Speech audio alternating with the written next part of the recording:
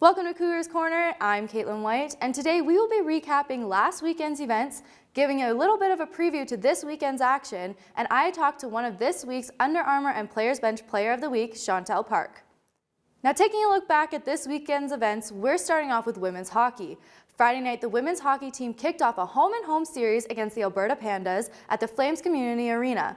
Nicolette Sepper got the Cougars on the board first midway through the first period. Scores! A few minutes later, their power play went to work for the first time of that night. Kate Sidmore found the back of the net on a wraparound chance. She scored!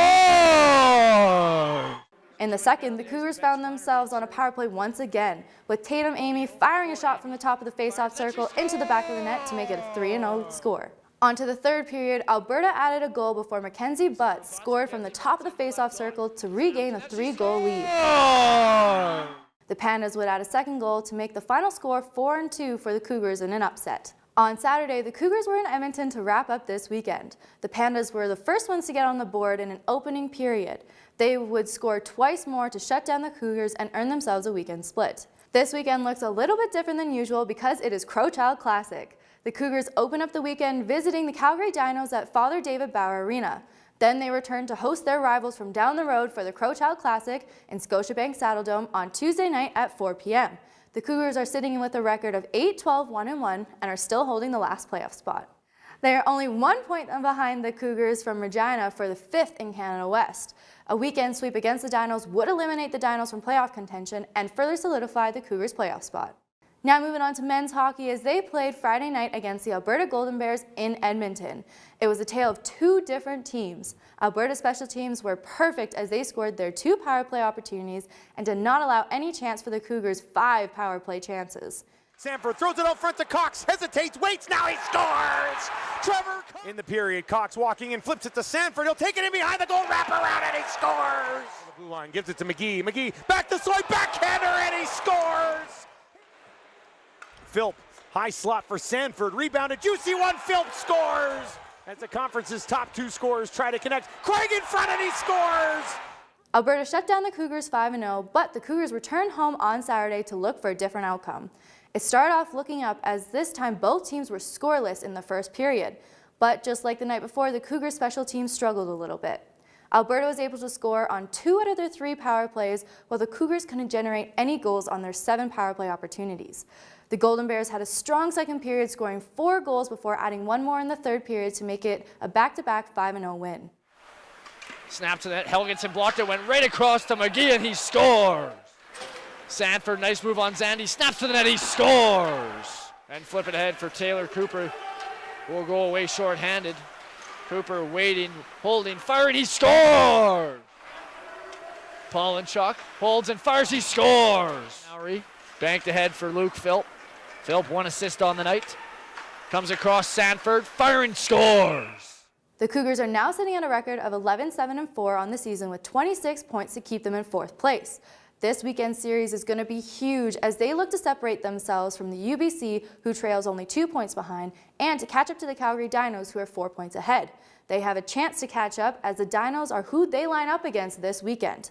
Friday, the Cougars are at home at Flames Community Arena with puck drop at 7 p.m. Then the rivals reconnect on Tuesday for the Crowchild Classic at Scotiabank Saddledome.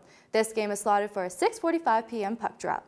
Now moving on to basketball, as on Friday night the men's basketball team opened up a big series against the Saskatchewan Huskies. Heading into the weekend, both teams had 7 wins and they were looking to separate themselves in playoff picture. The opening quarter saw a really slow offensive start and saw MRU hold a 14-11 lead. Then both teams were able to find their groove in the remaining quarters as the contest would remain within a couple points until the final quarter. The Huskies were finally able to pull away with the few minutes left with a win of 82-71. Gets the unfortunate bounce. It doesn't go in, but it's not going to matter. Saskatchewan's going to take this one 82-71. Saturday was the final regular season home game for our men. As a result, it was seniors night with LJ Hegwood, Glenn Yang, Charon Gill, and Wande Kerr to lace up one last time at Kenyon Court.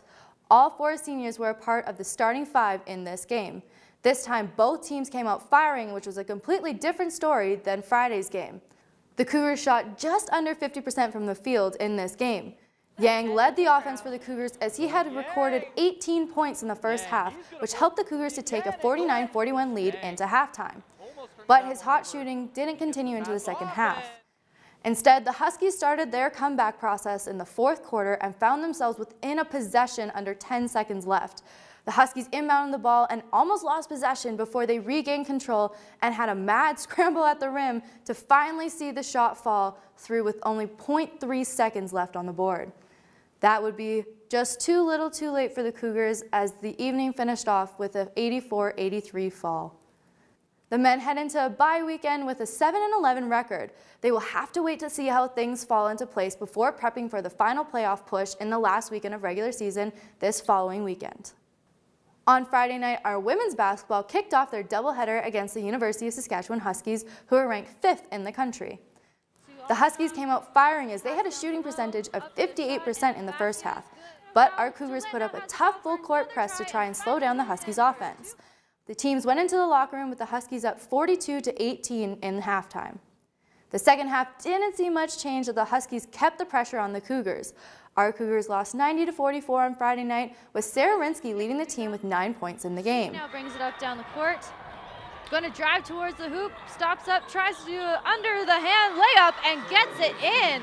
Saturday night's game told a very similar story. The Cougars played super strong, but were just no match to try and stop the scoring machine of the Huskies Sabine Duquette and Summer Maskowicz. The Cougars took a second loss of the weekend, 108-65, with Madison Hooper now scoring 15 points on the night. Blaskin kicked it out to Hooper, who puts up a three and is good. Our women's basketball now sits with a record of 2-16 and will unfortunately put them out of playoff contention. But the team gets a chance to rest this weekend as they have a bye week and won't see action again until February. Now finishing off with volleyball, our men's team was up in Edmonton as they took on the MacEwan Griffins, who were seated second to last in the league. The game was a story of reserves as both teams were missing key players in the first matchup.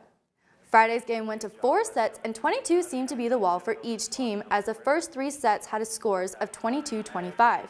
But then Mount Royal was able to finish the job in the fourth set with a score of 25-18 to get the first win of the weekend. Trent Mounter had the most kills of the night with 18, and Quinn Bromley had a massive game, racking up 13 kills on the night.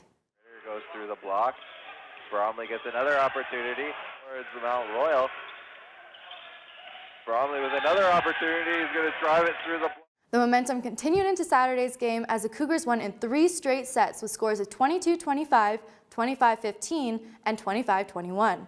The team was on fire with their hitting percentage at 42%. Mounter once again led the team in kills, but Bromley was right on his heels, scoring 12 and 10 kills respectively. The Cougars head into their bye week and now with a record of 13-3, sitting in second place in Canada West. The men will be nursing a few injuries, but the bye couldn't have come at a better time. Our women's volleyball was also at MacEwan University taking on the Griffins. The women come out of this matchup knowing that it was going to be tough but determined to make a stand.